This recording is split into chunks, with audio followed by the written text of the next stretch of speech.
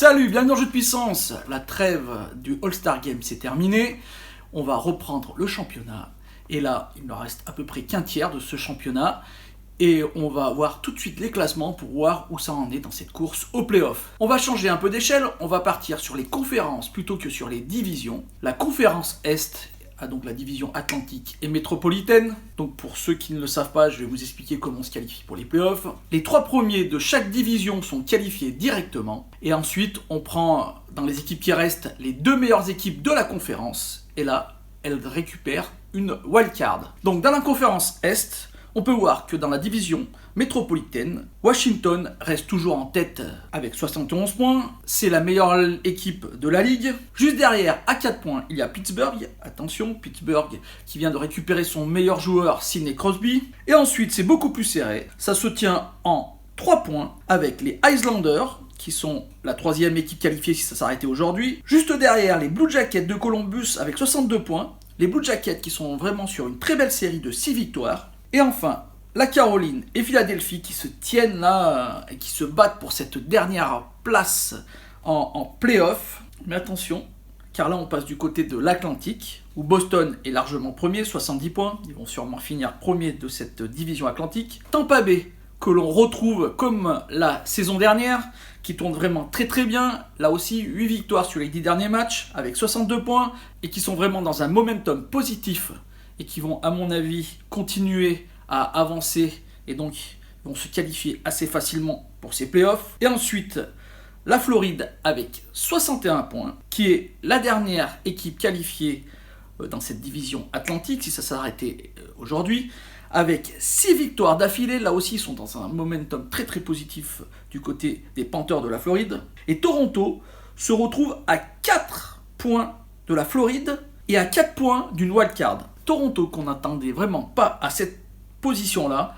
Toronto qui va devoir se battre sur tous les matchs pour aller se qualifier. Et s'il ne se qualifie pas, ça serait vraiment une grosse déception du côté de la direction des Maple Leafs. Et on pourrait réfléchir à un changement de direction après un changement d'entraîneur, vu que cette équipe était taillée pour aller gagner la Stanley Cup cette saison. Ensuite, on va avoir ces équipes qui, à mon avis, sont déjà trop loin pour aller chercher des playoffs. Malheureusement, je parle bien sûr des Canadiens de Montréal, même si on peut toujours y croire, même si une série de victoires consécutives pourrait les ramener dans cette course aux séries. Pour l'instant, à mon avis, ils sont déjà un peu loin, comme les Sabres de Buffalo, les Rangers de New York, Ottawa, les Devils du New Jersey et bien sûr Détroit, la pire équipe de la NHL.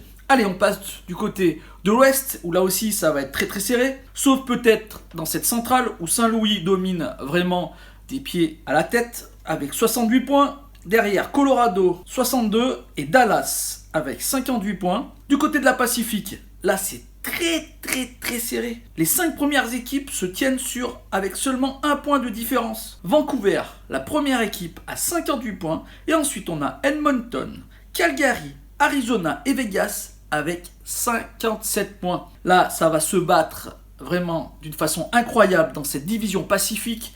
On a rarement vu une division aussi serrée. Mais dans cette bataille, ils peuvent espérer se qualifier avec justement ces wildcards. Car Winnipeg, Chicago, Minnesota et Nashville sont déjà à 3 points pour Winnipeg et Chicago, à 5 points pour Minnesota et à 6 points pour Nashville. Mais attention, pour Nashville, car c'est les seuls qui ont joué que 47 matchs. Alors que certaines équipes comme l'Arizona, Vegas, Calgary sont entre 51 et 52 matchs. Nashville a donc entre 3 et 4 matchs de retard sur ces équipes. Et s'ils arrivent à gagner tous leurs matchs, ils pourraient revenir dans cette course aux séries. Alors attention à Nashville, qui pourrait être cette équipe qui, grâce déjà à son roster qui est très très bon, et grâce à une poussée positive, pourrait revenir dans cette course aux playoffs. Après, les Sharks, les Ducks et les Kings, pour moi, c'est fini. Le seul espoir, c'est la loterie pour le meilleur tour de draft. Voilà, j'ai fait un tour un peu de ce classement, alors qu'il ne reste qu'un tiers de la compétition à jouer dans cette saison régulière. Après, il y aura les playoffs, mais ça, c'est un autre championnat. On peut aussi parler des All-Star Games. Moi, j'avoue que je n'ai pas beaucoup regardé. Ça ne m'intéresse pas trop, ce genre de match.